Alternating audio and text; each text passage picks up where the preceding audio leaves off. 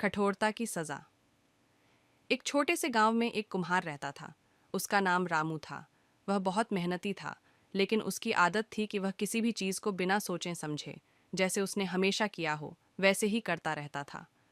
वह अपने घड़े बनाने के तरीके में भी यही करता था। किसी भी नए विचार या सुधार को वह मानता ही नहीं था। गांव के लोग अक्सर उससे कहते थे, रामू भाई, तुम नए तरीके क्यों नहीं अपनाते?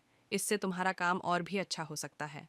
लेकिन रामू हमेशा जवाब देता, हमारे पूर्वजों ने जो तरीका बताया है वही सबसे अच्छा है, जो हम कर रहे हैं वही सही है। वक्त बीतता गया और गांव में एक नया कुम्हार आया।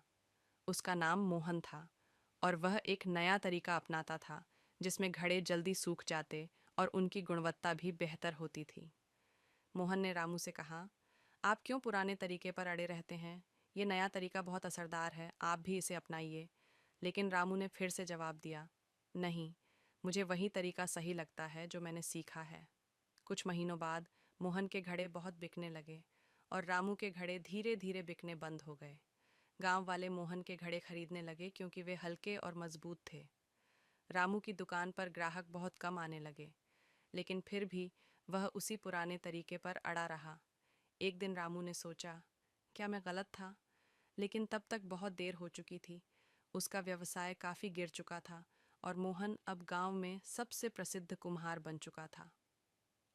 सिख सिर्फ पुराने तरीकों या विश्वासों को पकड़कर चलना, जबकि नए विचार और दृष्टिकोण को न अपनाना, हमें पीछे कर सकता है।